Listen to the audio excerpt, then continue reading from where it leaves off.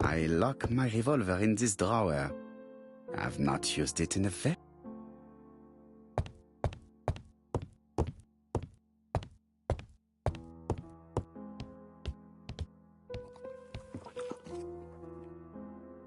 Royal Mathematical and Statistical Society's bulletin.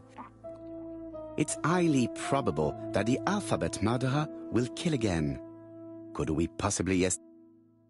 Yes, and it is easy.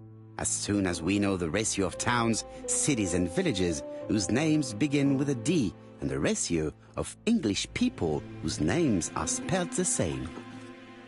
On the one hand, the ratio of towns, cities and villages in England with a name starting with... After this initial calculation, it is easy to deduce the likelihood of actually being murdered if you belong to the target population. Go to the last page to find our results and details on the calculations. Daily Blague. Sometimes small things trouble great men. Hastings, 3 mornings in a row, he confided to us, the cook broke the egg yolks when preparing Poirot's breakfast. This apparently casual event has greatly disturbed my friend, to the point it breaks his concentration and slows his judgment. Poirot, I assure you I haven't said any such thing to the journalists. They twist it.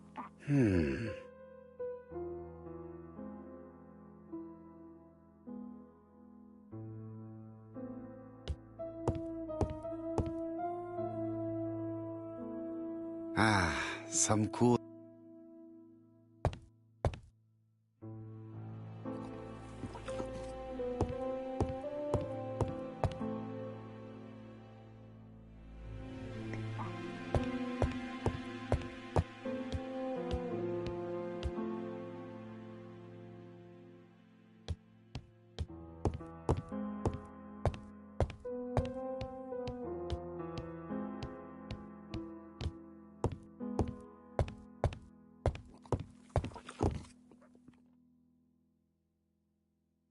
This man is tired.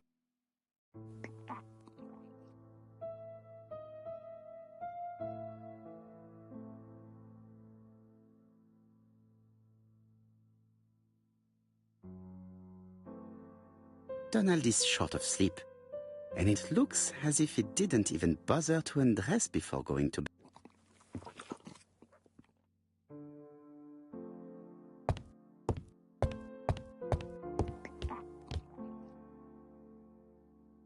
Mr. Poirot, I don't know why I'm here.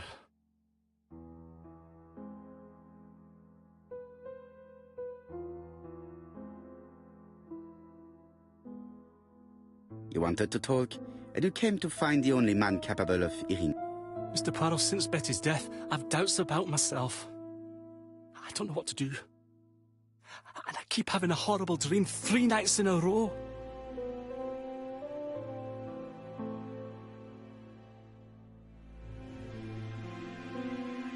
Have a drink, and tell me about this trip.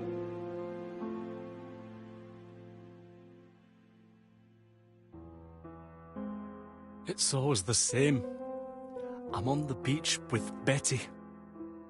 I grab her round the throat, and I squeeze, and squeeze until she's dead. Her head falls back, and I see that it's no longer Betty. It's Megan's face. Have you seen Megan Barnard recently? Yes, our grief has brought us together. I never really knew her before. She's really quite a remarkable girl. But I would never tell her about my dream. Why not? Is it her you are attacking in your dream? No, it's Betty. And once Betty is dead, it's Megan's face that appears in its place. Very interesting. Let us now try and get our brain cells to work.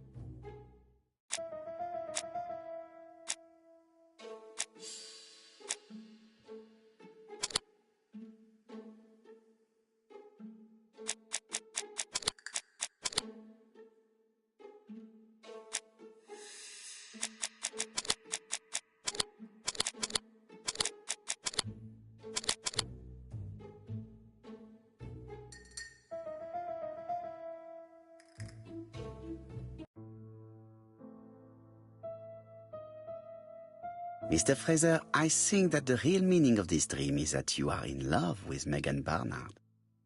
Please go on. Do. This dream certainly betrays your guilt. Oh. But what do you feel guilty about? Having killed your fiancé? Possible. Or forgetting her very quickly for her sister? Certainly. And this forgetting is perceived as a second death. So you don't really think I was the one who killed Betty? I do not exclude this theory. I am simply saying that I do not need to know that fact to explain your dream and your guilt. Thank you for being frank, Mr. Poirot. You've helped me a great deal. I'm going back to Bexhill. I'll not take any more of your time up. It is late, Mr. Fraser, and you are tired. I'll sleep on the train. I like trains. It's easy to sleep rocked by the sound of the wheels. Poor boy, he seems completely lost. Well, women seem to like him. I think Megan will take care of him. Oh, I remember. Did you order the product I needed? Yes, we'll be receiving it tomorrow. Bien, it is late, and I asked Miss Gray to come tomorrow morning. I have a few questions I wish to ask her.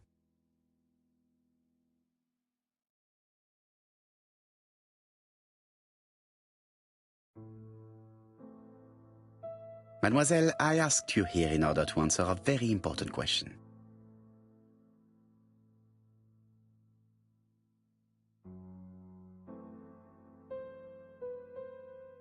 Am I right in thinking you said that you did not speak to anyone on the day Sir Carmichael was murdered?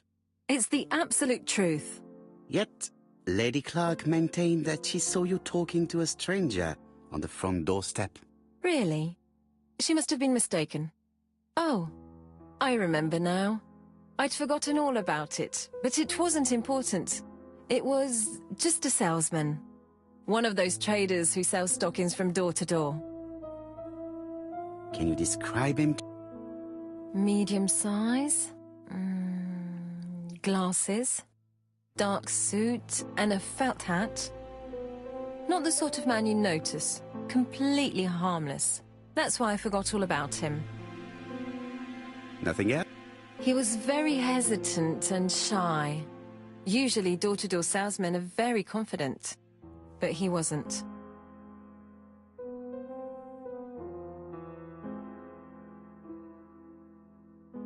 You did not leave Churston willingly, I believe. I don't wish to lie. Lady Clark did not appreciate my presence.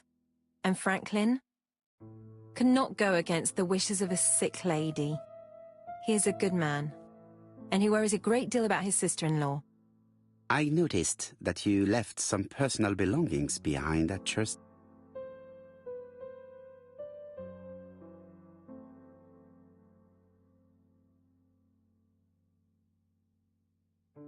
It was too risky for you to keep these objects, am I correct? Risky? What was the risk?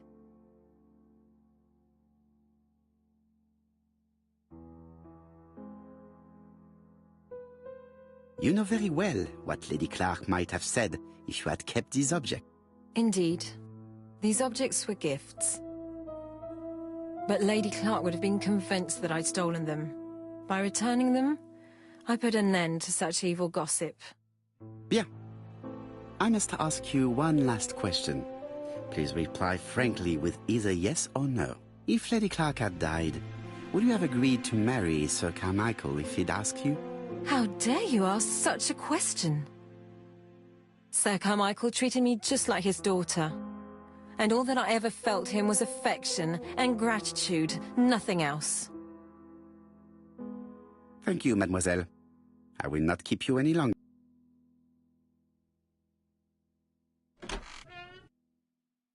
I met Thora Grey on the stairs. Her cheeks were ablaze, and she appeared to be deeply hurt. Poirot, have you offended the poor girl again? Do you have good reasons for accusing her? I accused her of nothing, Hastings. I simply asked her an important question she did not answer. Let us see if we can answer it for her. Let us now try and get our brain cells to work.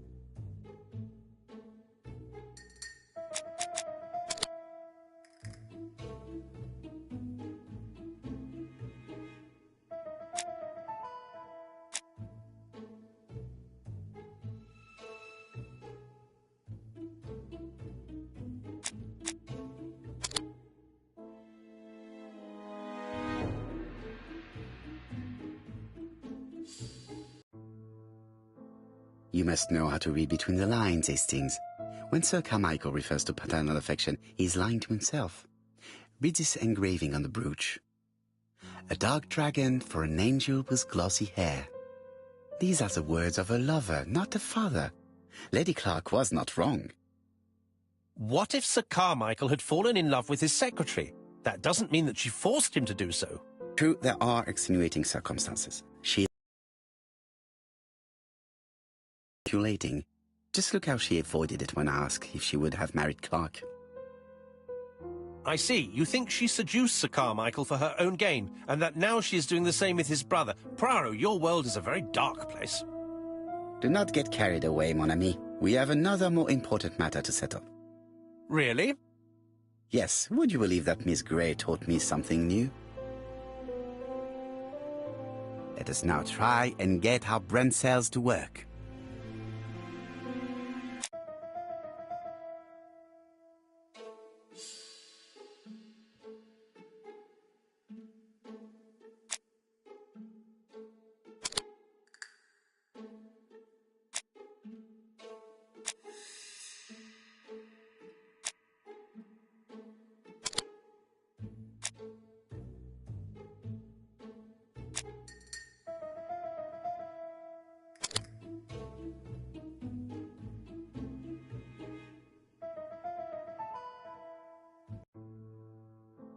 It's perfectly clear, Hastings, perfectly clear. Indeed, a stalking seller visited Andover, Bexhill and Churston on the day of each murder. We have our suspect. This should be of interest to Job.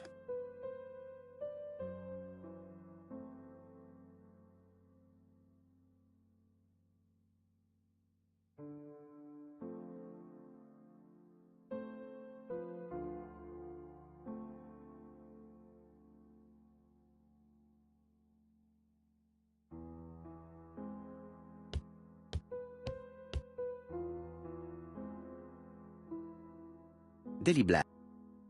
Sometimes this apparently casual event at Poirot. Royal. It's highly yes. On the one hand, after go to the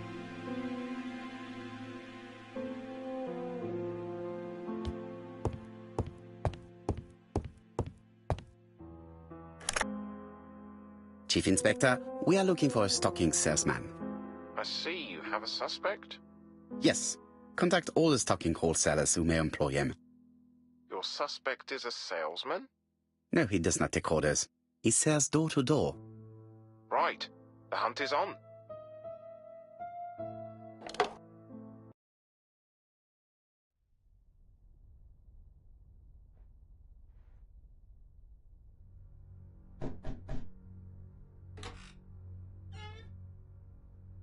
Are you leaving, Mr. Cust? Yes, I'm going to Cheltenham. You shouldn't travel today. You don't look very well. I have to. I have engagements. I must respect them.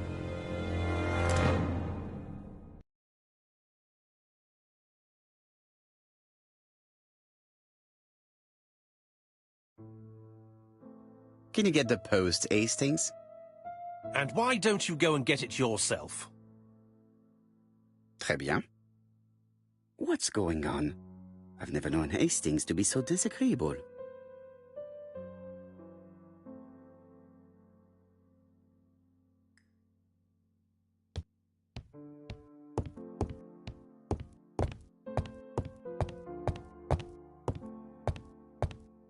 It is not the right time.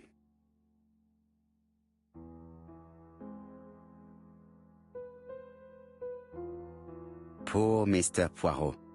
I'm quite sorry for you. If at first you don't succeed, try again. We've a long way to go still. Typery? No, that comes later. Letter T. The next little incident will take place in Doncaster on September 11th. So long, ABC. I should compare this letter with the one on my desk which I received earlier to see if it does indeed come from the same...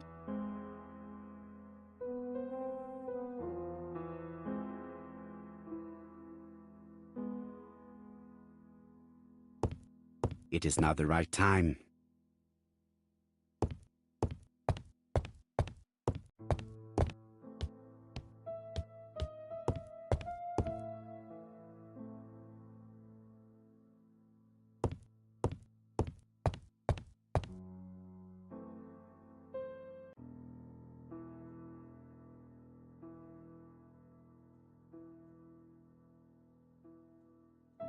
Let us examine this more closely. Certain characters in the two letters may... Yes, this I... Yes, the I... I have to find some other...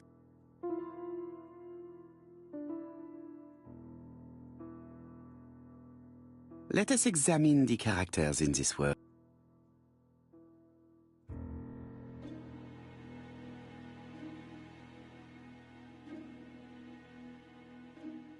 No, this ca...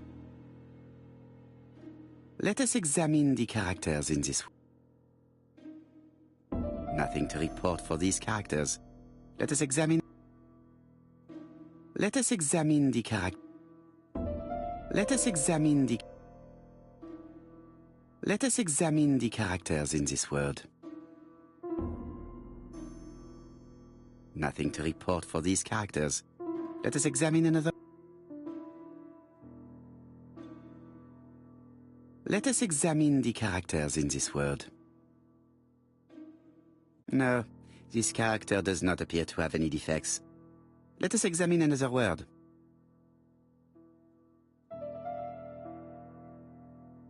Let us examine the characters in this word. Yes, the A... That's right, the A character. I have to find... the double... Of course, my theory was right. Hastings. Chief Inspector Japp? He's on another line. Can I take a message? Yes, please, mademoiselle. It is from Hercule Poirot. Tell him ABC strikes tomorrow in Doncaster. He must call me back. Very well, sir. Bien, now I'm going to see what I can find from these burnt documents. I've received the product I need. Hastings, if you do not mind, I would like you to take a few notes. Yes, yes.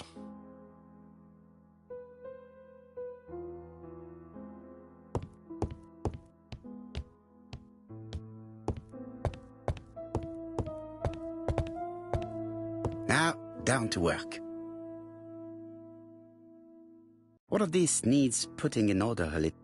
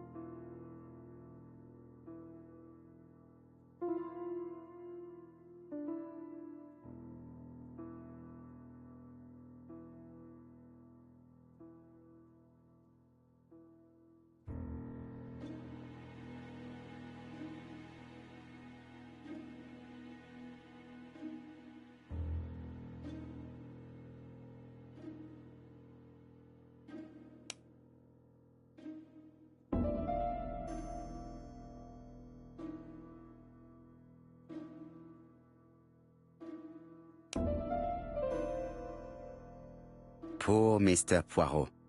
I'm quite sorry.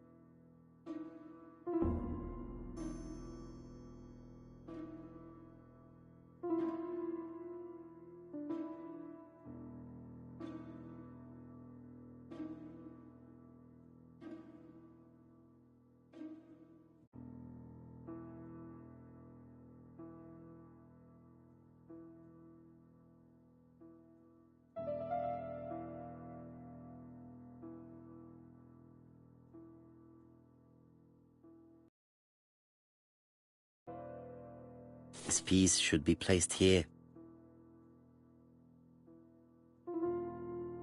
I think that this is right.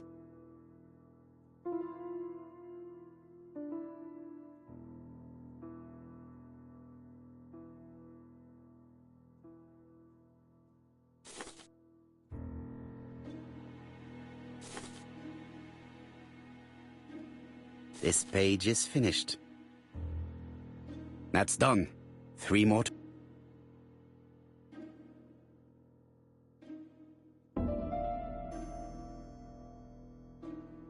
This page will be reconstructed in a flash.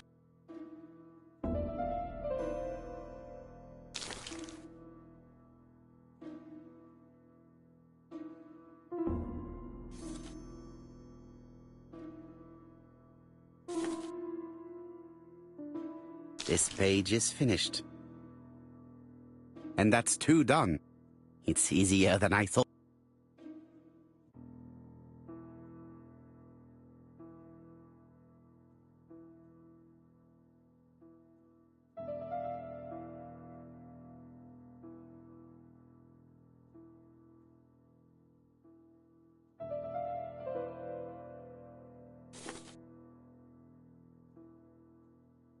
This page is child's play.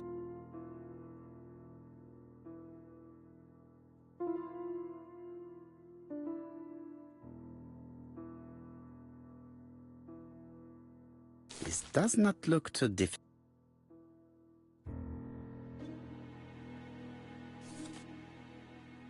This page is finished. Only 1 more.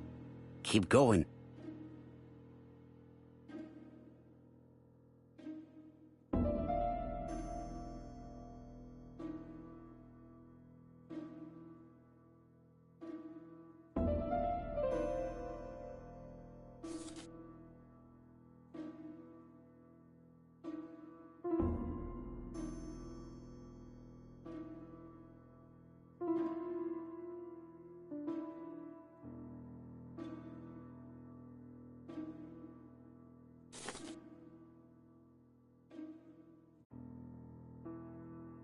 I think that this is right. This page will be reconstructed in a flash. This page is finished. All the pages are reconstructed.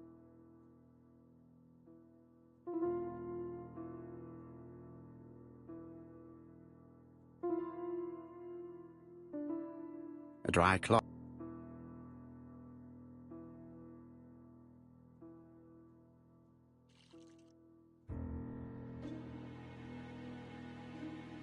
The cloth is now soaked with solvent.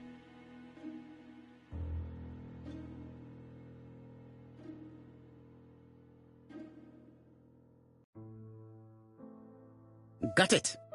Make a note, Hastings, make a note. Mrs. Alice Asher, shop owner in Andover. Tracheitis, hemoptysis, prescribed laudanum. I got it. Look. Poirot, where on earth did you find these files?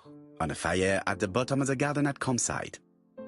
All right, but where did the person who burned them find them?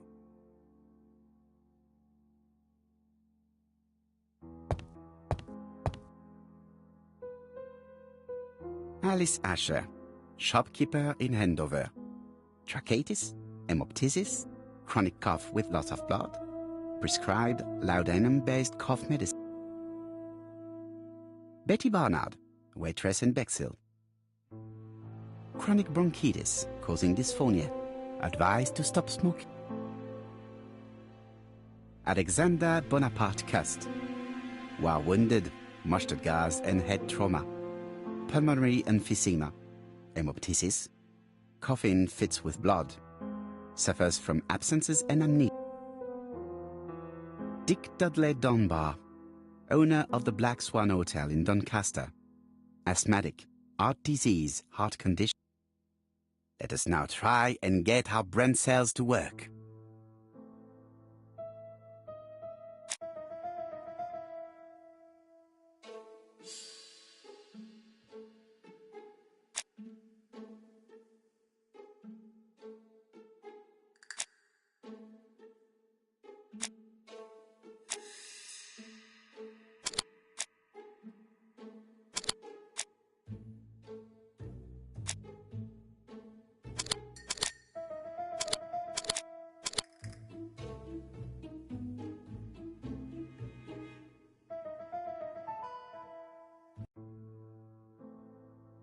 The burned documents are medical records, and without a doubt they come from Clark's archives. First of all, because all the patients have throat conditions. And secondly, their name starts with either A, B, C, or D, and it is precisely the files that match these letters that have been tampered with. But why burn these files? How come the names of the two victims appear on them? And who are the two other patients? These are very good questions.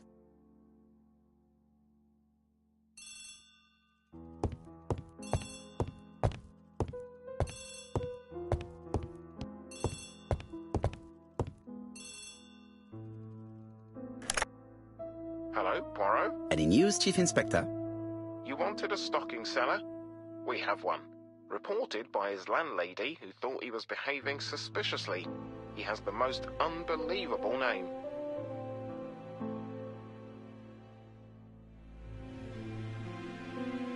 Alexander Bonaparte Cust. Yes, Alexander Bonaparte Cust? How did you guess? Poirot, you have magical powers. It's a serious lead. I called Doncaster. A person matching Cust's description has been seen at the station. He got off the train from London, but after that, nobody knows where he went.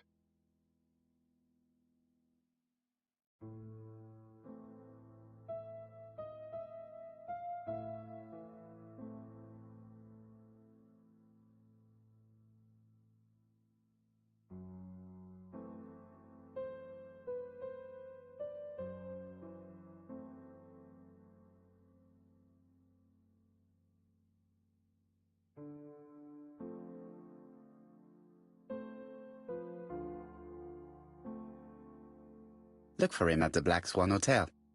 What? How do you know he's there? Trust me, Chief Inspector. You appear to be very sure of yourself. Very well. I'll call the Black Swan straight away. The owner is going to get a shock when he learns that there's a murderer under his roof.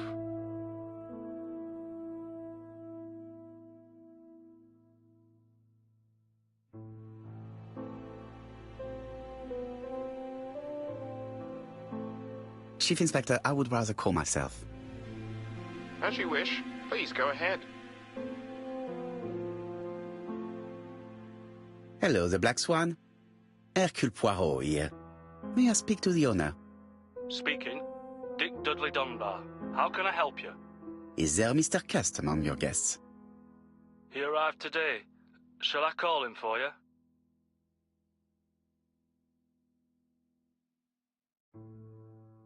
No, it is you I wish to speak with. But who is this Cust?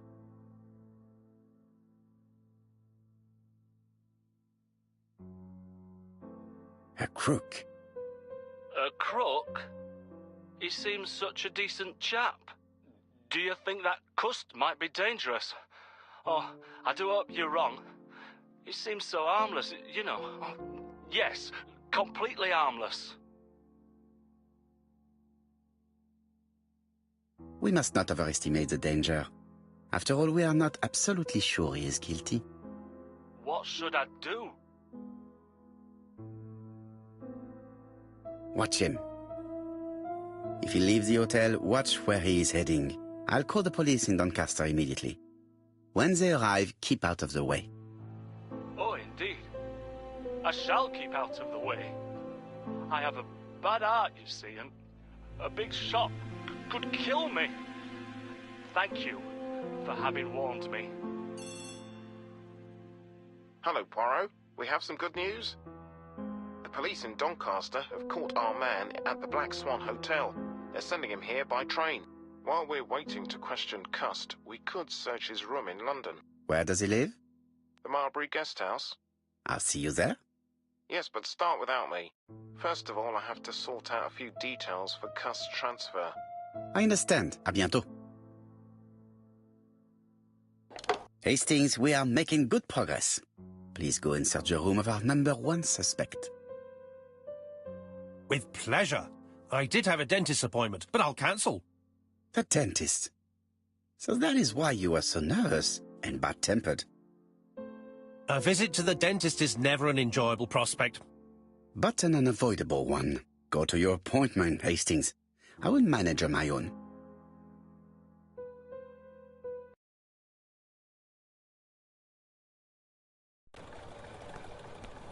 to Marbury Guest House, please.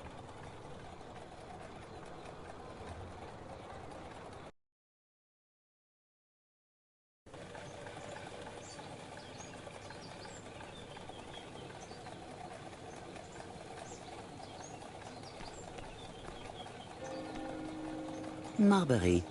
There is a very pretty village by this name, in Cheshire.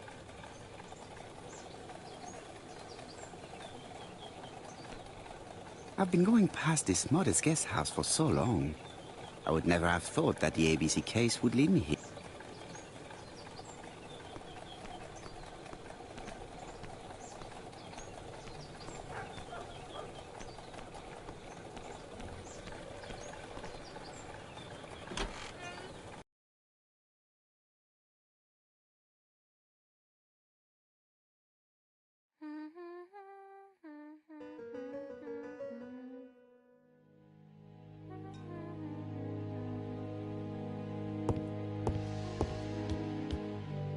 How do you do? You must be Mr. Hercule Poirot.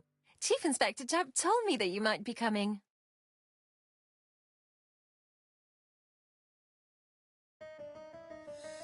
Madame, you may be of valuable help to me. It would be my pleasure to help you. Will there be some journalists there as well? I think you might even be interviewed. You are key witness. I've suspected him for some time, but he appeared so harmless. Oh yes, sometimes he got angry and waved his arms about. But even then, he wasn't frightening. And he was as gentle as a lamb again immediately afterwards. It was only this morning that I understood. He told me he was going to Cheltenham, but my daughter saw him at Euston Station. It's not the right station. To get to Cheltenham, you have to take the train from Paddington. And what's more, Mr. Cuss left behind an ABC with Doncaster underlined. As you can imagine, when I saw that, I called Scotland Yard.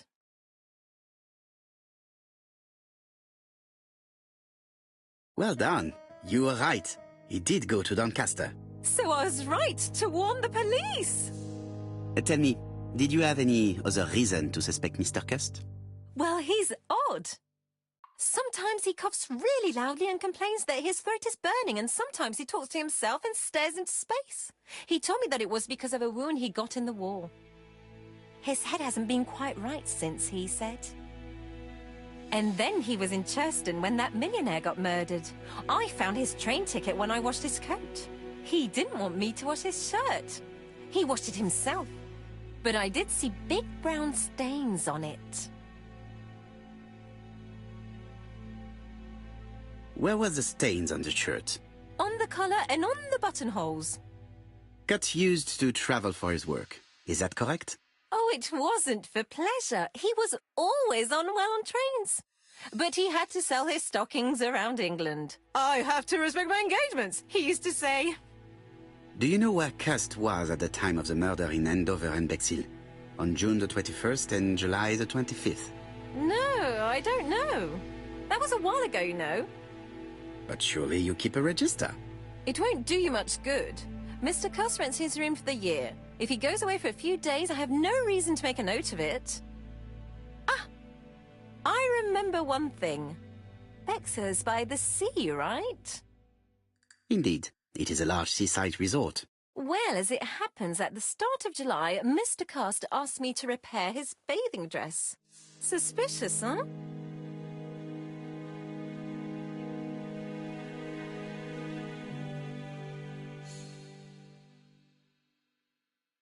Very interesting. Please continue. I also forgot to say that he started buying newspapers that talked about the case.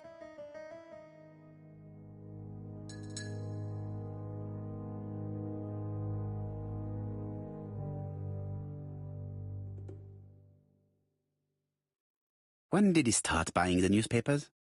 Let's see. Millionaire's murder in Churston. He didn't seem all that interested before that. That will be all for now. I'm going to take a look at his room. Take the key on the counter.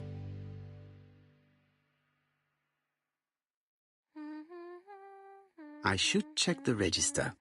Mrs. Marbury may have been hiding something from me.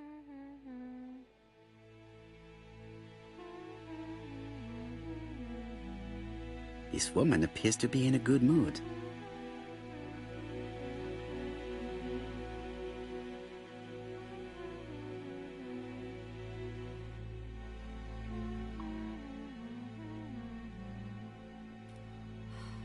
Mrs. Marbury is in a good mood.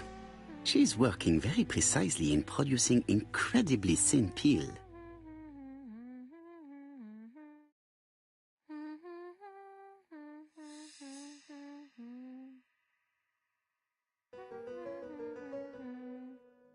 I don't think my register will help you. Mr. Cuss rents his room all year. If he goes away for a few days, I have no reason to make a note of it.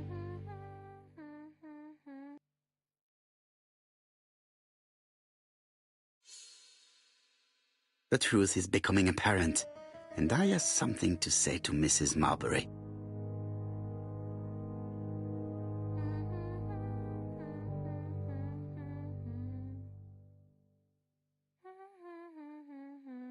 It looks like I've found the real master of this house.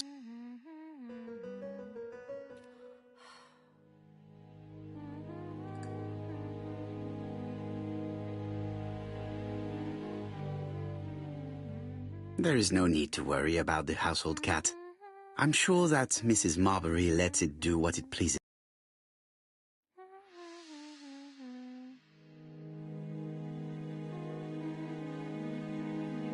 Mrs. Marbury is in a good mood. She's working very precisely in producing incredibly thin peel.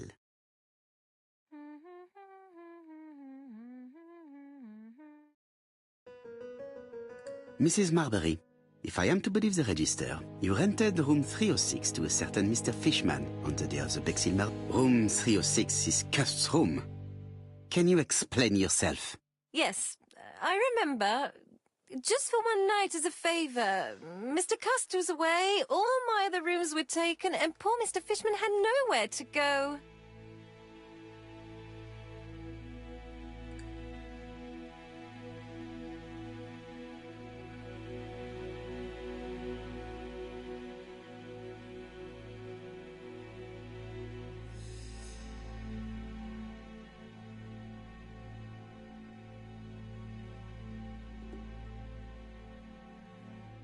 It doesn't matter, provided that you remembered to change the sheet. Oh.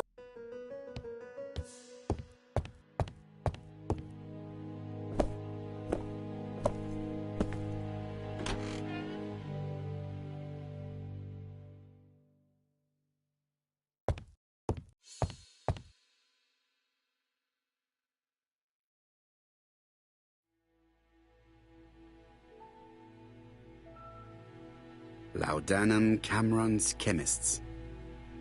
Laudanum, a medicine for coughs. It is what Dr. Clark prescribed for Mrs. Asher.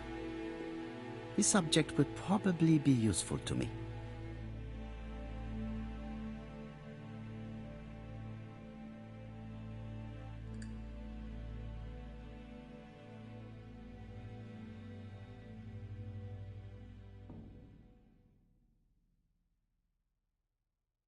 Diethyl barbituric acid, Johnson Company. I know this medicine. It is a powerful sedative. This subject would probably be useful.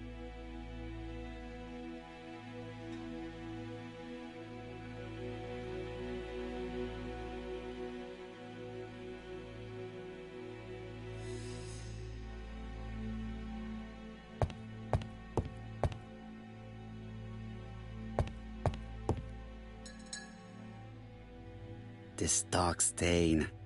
It could be blood, but goodness knows how long it has been there.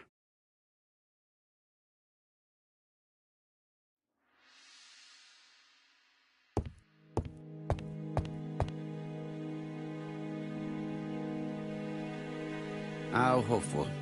This place is a real mess.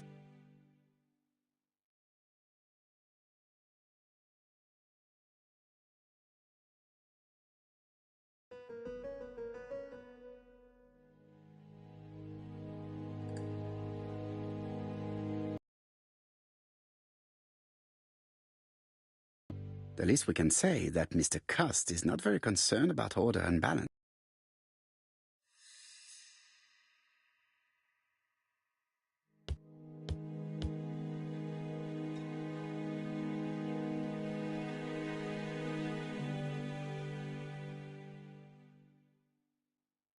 John Milligan, Managing Director, Silky Legs, Frederick Street, Leicester. To A.B. Cust, Marbury's Guest House, 1935, May the 21st. Dear Sir, further to our letters dated 5th and 10th of the month, we confirm we are you as door-to-door salesman, according to the conditions stated in our previous letters. We will send you the articles by mail and also a Redfield typewriter you will be using for every business letter. Regarding the schedule of your rounds, please do as following. June 21, Andover. Arrive by train the 20th in the evening and get a room at Station Hotel. Start your turn in the north part of the town. This letter establishes that Cust went to Andover, but the ink has hidden the destinations of his other trips. I know from Mrs. Marbury that he went to Churston. I just have to show that he went to Bexhill, and I will have proved that he was present at all the crime scene.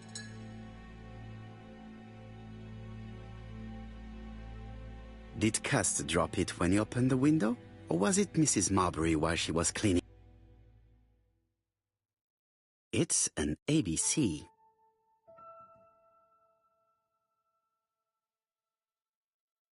A long-bladed knife, a murderer's weapon. This object will probably be useful to me.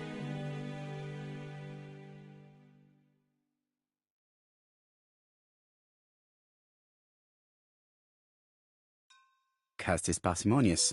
He keeps his pencils and sharpens them until there is nothing left. It is clear that he did not grow up in luxury.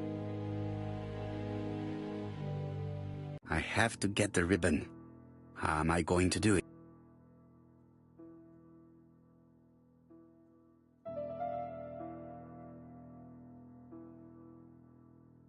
The ribbon is jammed. I have to start by freeing it.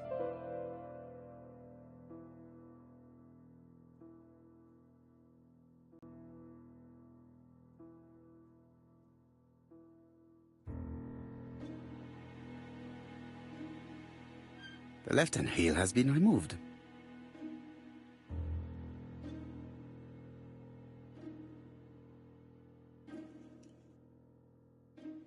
And here is the ribbon. Let us see if it was indeed used to write the letters sent by ABC. I only need the ink ribbon for my inquiry.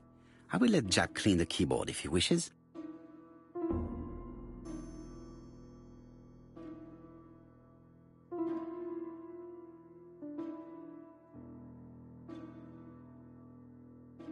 All the letters announcing the murders were written on Cust's typewriter.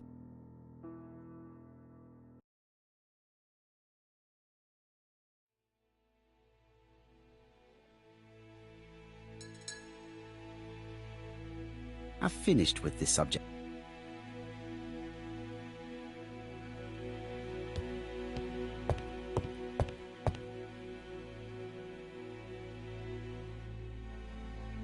ABC guys, enough to sign about a dozen murders.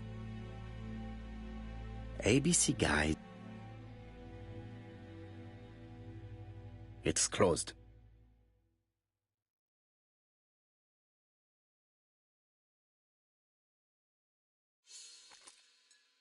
This knife is very useful. Who knows? Maybe it never cut anything other than stockings. Stockings.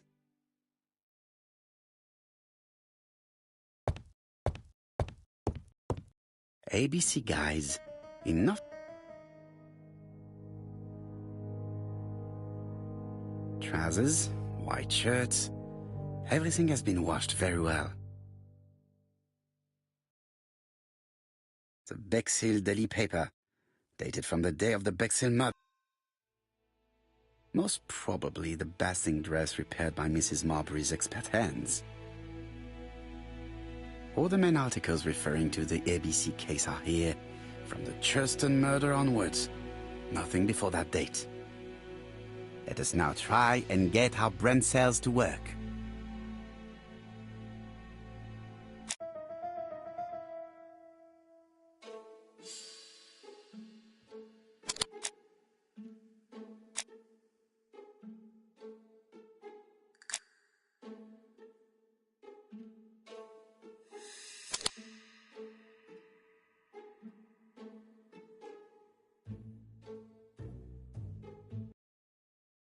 The register shows that Cust did not sleep at the guest house on the day of the murder. Where was he? Bexhill. The Bexhill paper reveals it. Cust bought this newspaper in Bexhill on July the 25th. No use continuing the inspection of this room. I've seen all there is to see.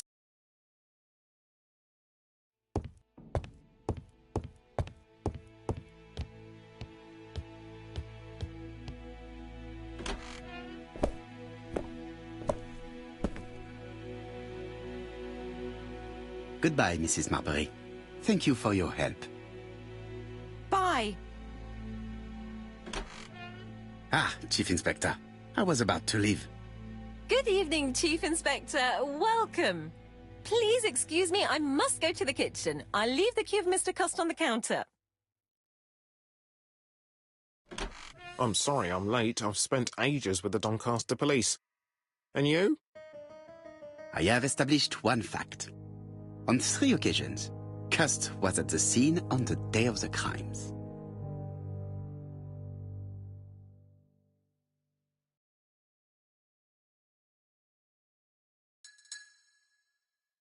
I had best talk to Jack. I've listened closely to what you have to say, Poirot. For me, there's no doubt Cust is guilty. Do you have any element that might prove the contrary? That is what we're going to look for. Let us now try and get our brain cells to work.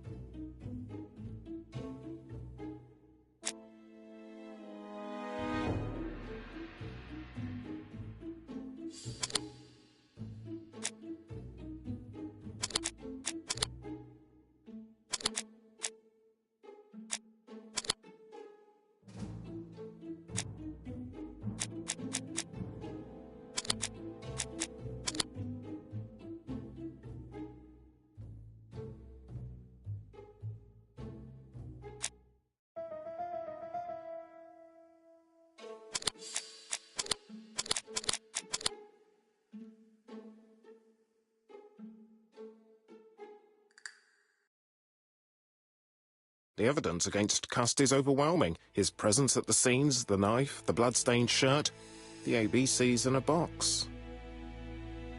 C'est vrai. However, the blood Mrs. Marbury saw on Cust's shirt may have been his own. According to his medical records, he suffers from hemoptysis. The murderer cut Sir Carmichael's throat from behind, and the blood spurted outwards. You would expect the murderer's shirt to be stained on the sleeves, not on the buttonholes, yet we see quite the opposite. You would expect the murderer to keep the newspaper articles about his crimes. But Cust's collection starts in Cheston, as if it discovered the case rather late. I agree it's troubling, but it doesn't change my mind. There's small details that we should be able to clear up by questioning Cust. When can we talk to him? Doncaster is sending him to us on the first train. Are they questioning him already? He says he can't remember a thing. It's plausible.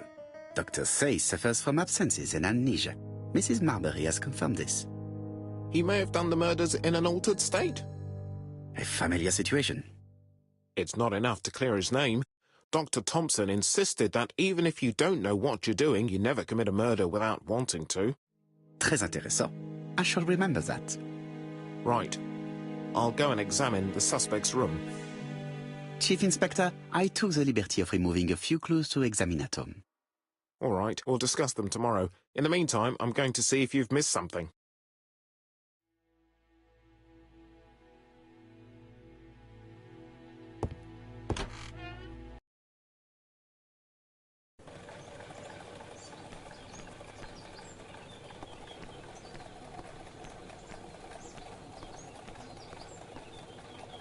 To Scotland Yard, please.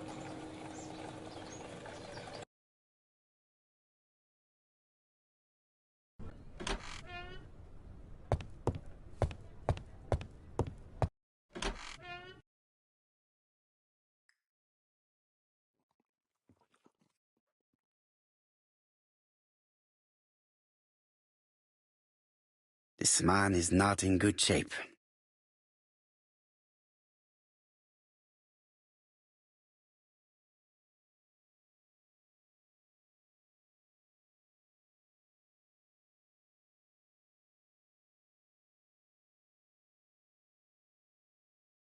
He is worried and very tired, and other police have been hard on him.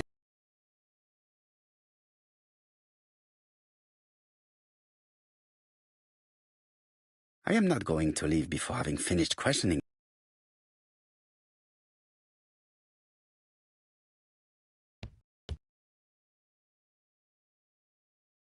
What do you want from me?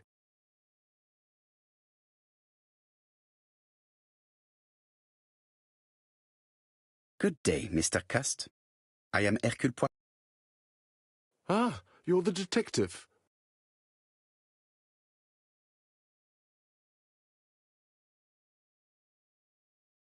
Yes, I am the person you have been sending the letters to. I didn't write these letters. I've already said so.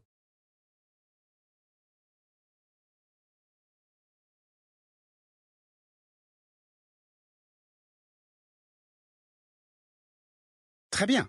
You did not write these letters. But the question remains, who did? Probably one of my enemies. I have many.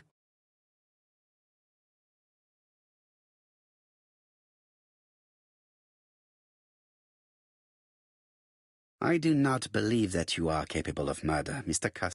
I hope not.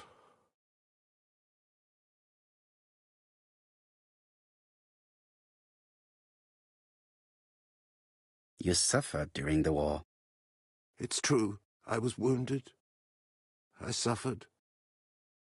But the army was the only place I didn't feel inferior. No questions. Just orders to follow. But ever since you were wounded, you have absences, bouts of amnesia. And headaches. Professor Clark treated you. Yes, a few years ago he really helped me with my burned throat.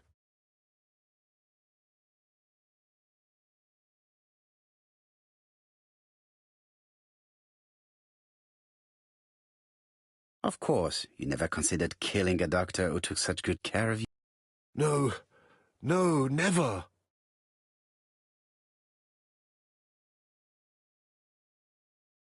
You were seen at all the crime scenes. Yes, I was. I travel a lot, but not for pleasure. I am terribly unwell in trains. But I had to respect my engagements. My employer gave me very precise written instructions about the towns I had to visit.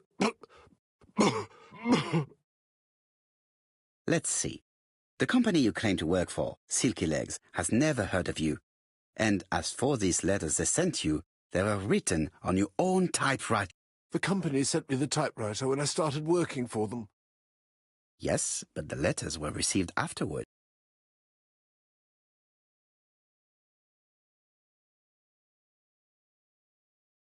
So it would appear that you typed them before sending them to yourself. I don't remember. Good God! I don't know what's happening to me. My head hurts terribly.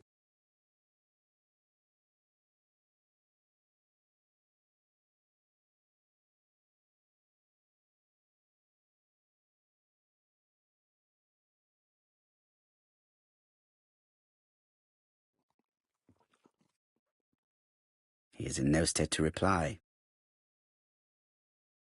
He is prey to a terrible anxiety. Is it remorse, or simply the pressure of the questioning and the train journey? He is in no state to reply.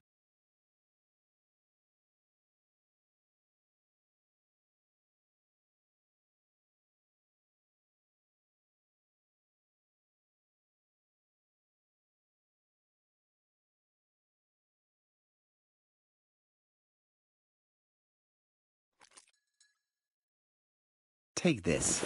It will help you.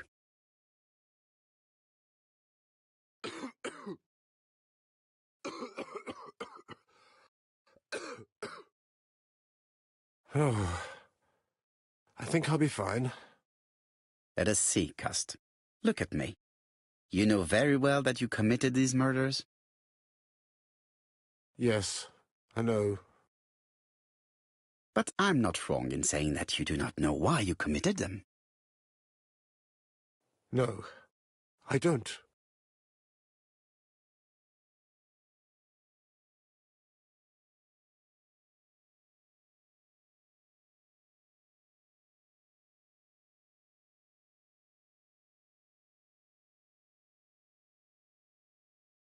Let us leave Cust alone.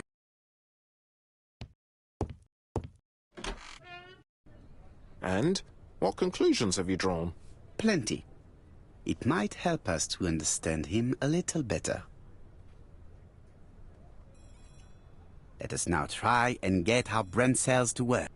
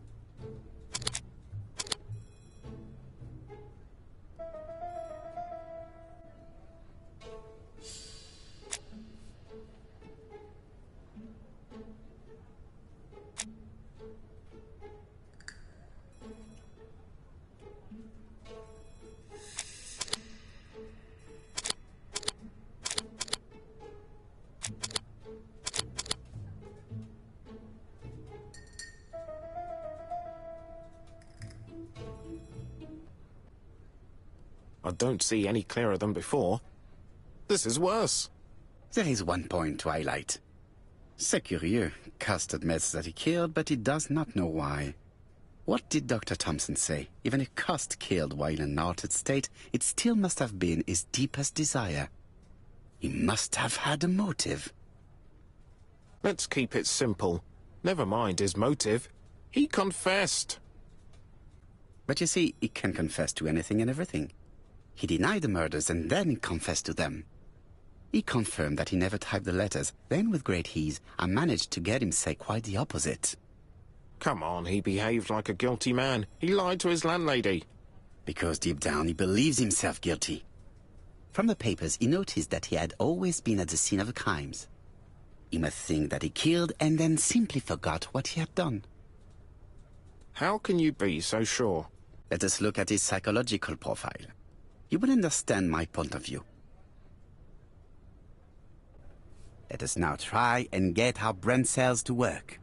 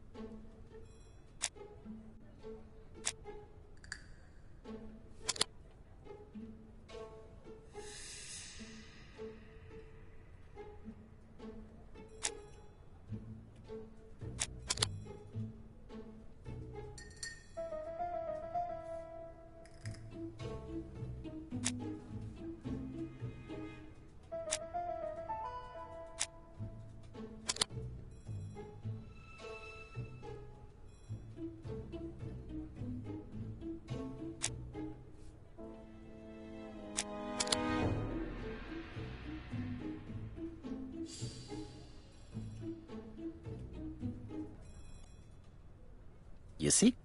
Cust's character is quite the opposite of the murderer's. But if he's a madman, can we really talk about his character? You know very well that our murderer does not behave like a psychopath. Apart from the signature, there is no ritual repetition in the choice of victims. Very well, you're right as always. So we have no confession, no culprit, no suspects, nothing. And all that after 2 months of inquiry?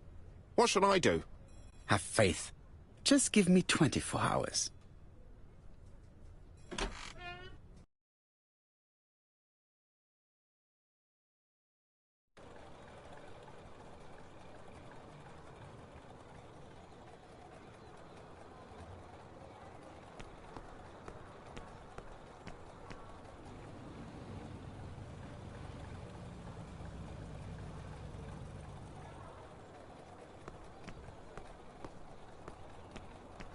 To White Haven, please.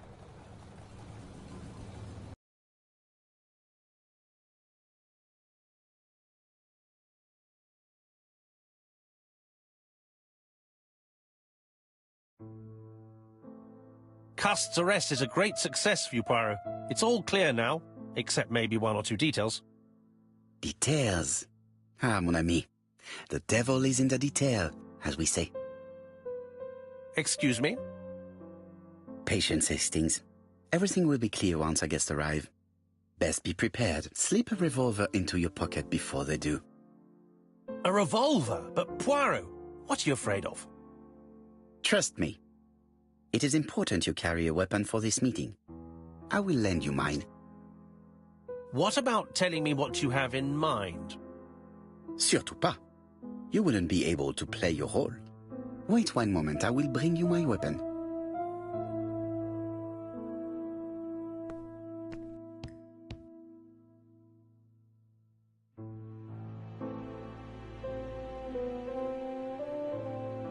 Churston, Devon, population 500 in...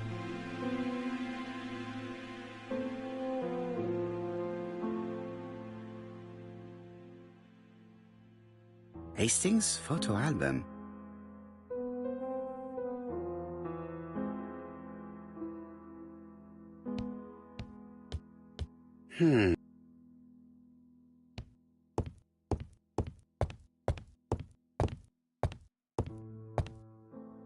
The white ammunition are blank cartridges.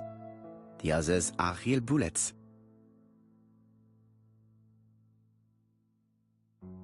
I have to choose the type of bullets to load.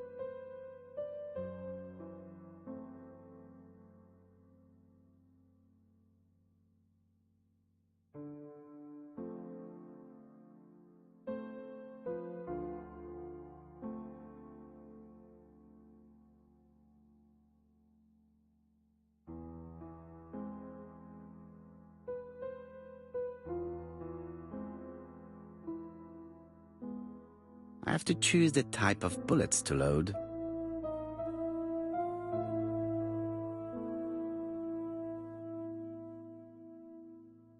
The revolver is loaded with blancs. I still have time to choose real bullets. The revolver is loaded with real bullets. I still have time to choose blanc.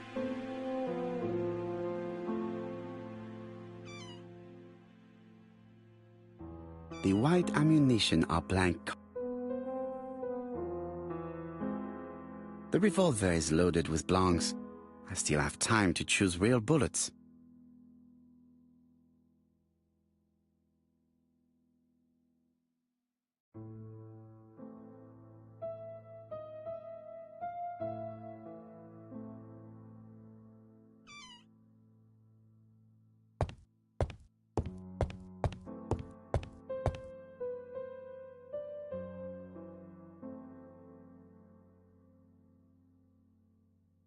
My revolver is loaded.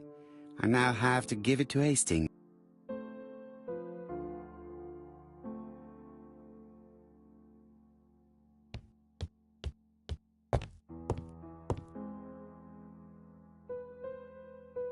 Daily Flicker, September the 11th, 1930. A.B. Cust is the name of the alphabet murderer. The police have arrested him in a hotel in Doncaster. was preparing to kill his fourth victim, Mr. Dick Dudley Dunbar. The Lancet, September. Our assertion has just been confirmed by Professor Thompson, a Scotland Yard expert, who has spoken to the prisoner at great length. Not all but his amnesia, whether real or pretended, does not alter the fact that he was perfectly lucid at the time of his acts.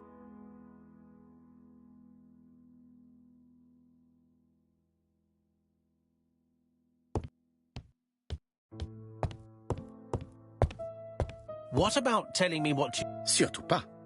You wouldn't be able to play your role.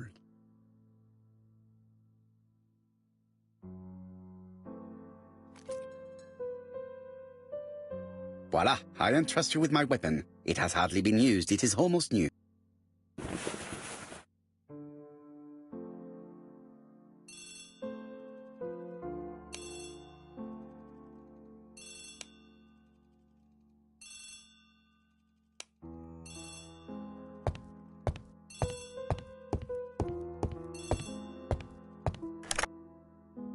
Chief Inspector, is that you? Yes. Sorry, but we haven't found anything. Have you checked the typewriter? And the packaging, the letter, and the ribbon reel. We've only found prints left by Cust and his landlady. Well, never mind, I shall make do. So, are you still going to hold your meeting? Of course, Chief Inspector. I can hear my guest coming up the stairs. Why have you brought us here, Mr. Poirot? Since Cust's arrest, I thought it was all done and dusted. Miss Gray formally identified him, as well as Miss Barnard. Yes, and the stockings he saw drove the same brand as the ones found at my aunt's. This is all true. However, a case is not closed if some questions remain open. And one question is, why did the murderer send me his letters? Why did he challenge me, Hercule Poirot? Perhaps he wanted to play with you, to taunt you. Xenophobia? Maybe he didn't like you because you're foreign. I may be wrong, but maybe by provoking you, he was looking for glory? All these theories should be studied. Let us now try and get our brain cells to work.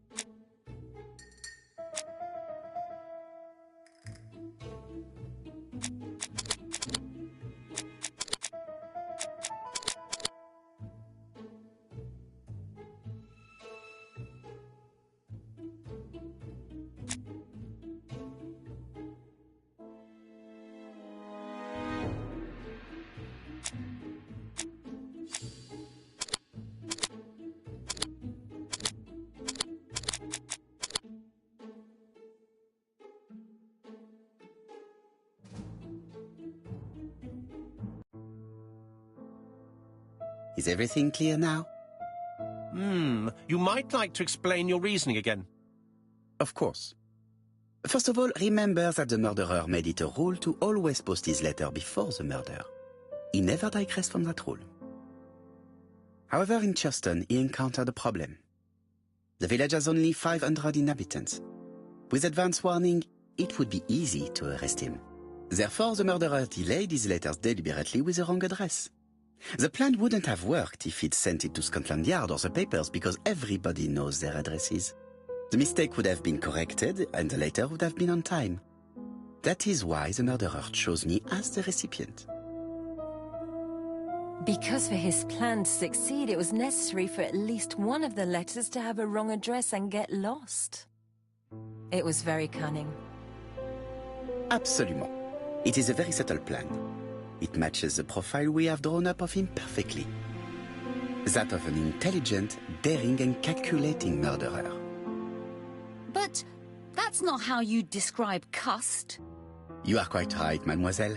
Like you, I find it hard to believe that this dull character is the clever murderer we are looking for. Do madmen...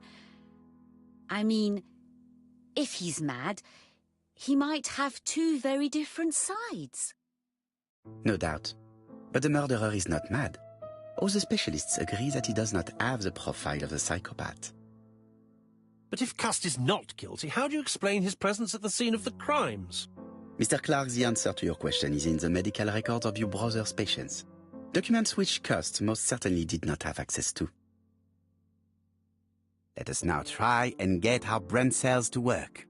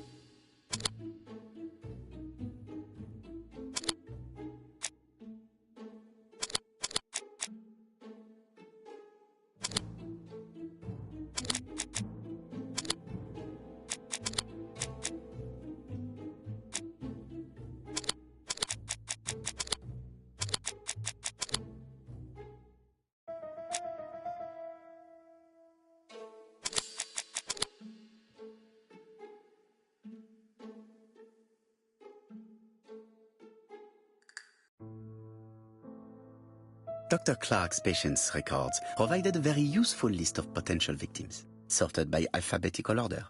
The killer definitely used it, explaining the fact that all the victims were former patients of the doctor. It is this fact that clears Cust once and for all, because he never had access to these records. So how did he happen to be at the scene of the crimes? Either the murderer sent him there, or Cust was following him closely. Cust's highly suggestible nature leads us to the second hypothesis. The murderer was manipulating him. He systematically sent Cust to the towns where he was going to strike, so that the suspicion would land on the poor man's shoulder. That's evil. What sort of killer could have such a plan? And what would he gain from 3 completely different murders? Indeed, it seems unlikely that the same murderer committed all the crimes. What should we take from that?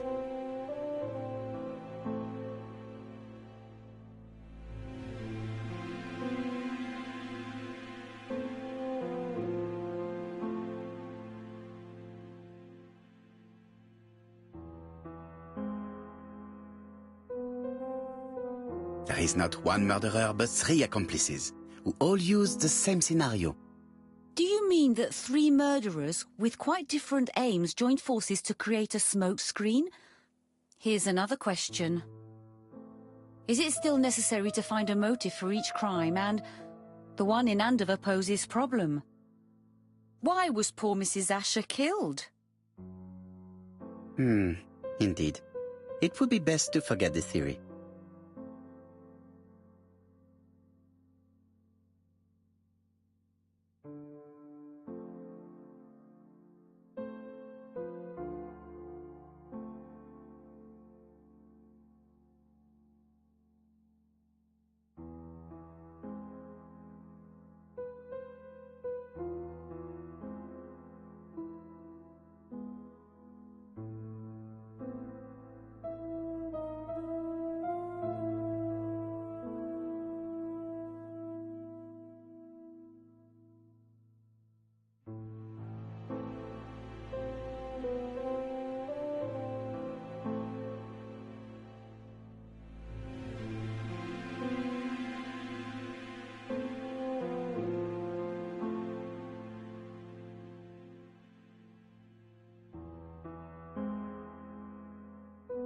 Just one murder was of benefit to the murderer. The others were just diversions.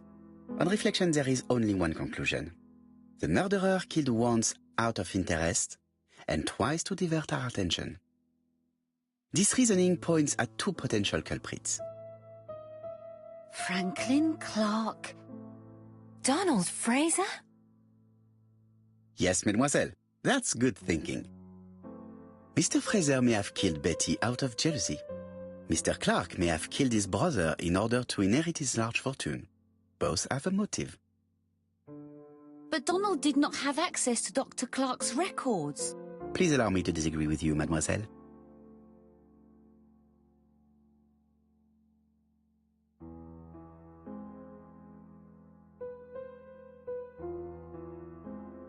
He works for Court and Brunskill, one of whose clients was Sir Carmichael. It doesn't prove that I went to Comeside. You could have done it, and you may have used the opportunity to take a look at Sir Carmichael's records. You think I'm guilty? You or Mr. Franklin Clark? That's ridiculous. Both of you have a motive. The question is, which of you has the profile that most resembles the murderer? Let us now try and get our brain cells to work.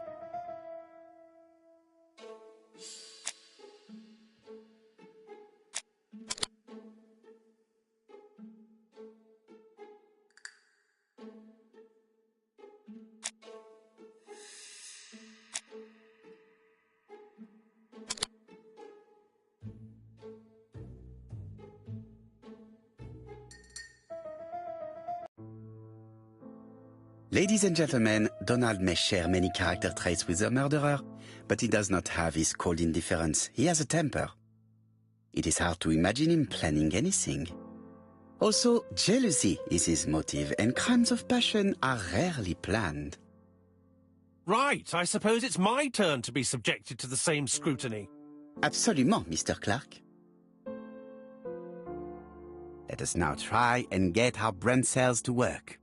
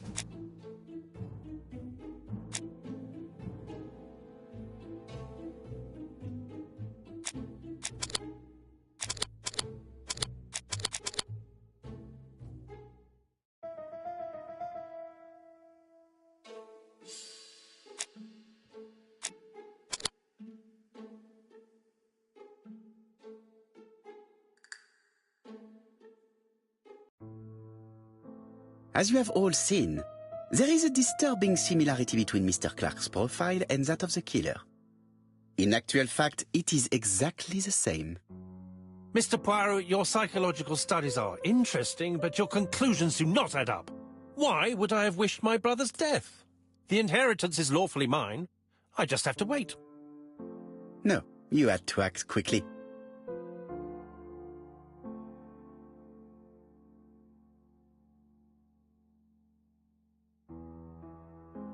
Because of Miss Grey. Mademoiselle, although you haven't been telling the truth, there is no doubt in my mind that you would have found a way to marry Sir Carmichael after Lady Clark's death. For you, Mr. Clark, it was a disaster. If Miss Grey had children by your brother, you would not have inherited a thing. You realized the danger after reading several letters from Comside, especially one in which your brother opened his heart to you. So you hurried home from China, and you took action. In truth, Cust was no more than a puppet manipulated by the real culprit. You, Mr. Clark. Such an imagination, Mr. Poirot. In fact, nobody manipulated Cust. The famous instructions he received by post. He wrote them on the typewriter. We know that for sure. Oh no, you know perfectly well. That is not true. Eh bien voilà, light has now been shed on the ABC murders. Your theories are ingenious, but you haven't any proof. One point to hail proof. Either I admit to it, or I bluff.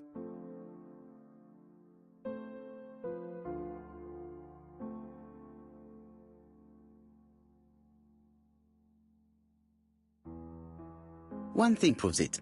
The prints you left on Cust's typewriter. Enough. Oh, of course you wiped the typewriter before sending it. But not carefully enough. Scotland Yard has found your print along with those of Cust. I understand why you never wanted to lend me your new typewriter, and why you were searching through your brother's things. And the hole you dug on the moors. What did you hide there? The knife you used to kill your brother? Game, set, match. You win, Mr. Poirot. But it was worth trying.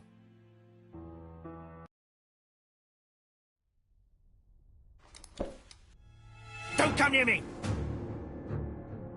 I'll never let you take me, Mr. Poirot!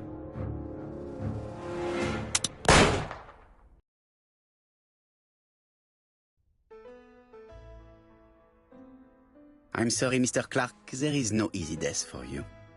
I expected your reaction, so I used blanks. I'm sorry, mademoiselle, but your second chance has been lost. Franklin Clark will never inherit his brother's fortune.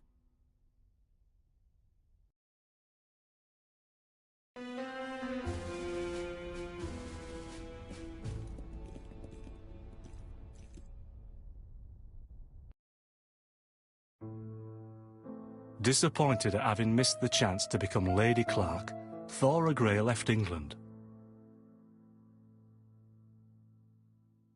Donald Fraser and Megan Barnard married.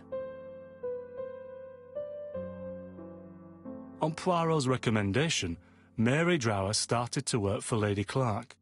The elderly lady's condition suddenly took a turn for the better. And a few months later, to Dr. Logan's great surprise, she was back on her feet again. According to this eminent physician, it appears to be an extremely rare case of spontaneous remission. Lady Clark has enjoyed very good health ever since.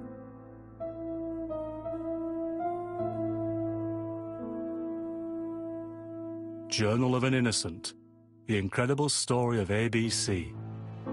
As for A.B. Cust, after being advised by Poirot, he made a great deal of money by selling his story to the press. And as for me, and with business booming, the Black Swan has become the #1 tourist attraction in the whole of Yorkshire, even more popular than York Minster.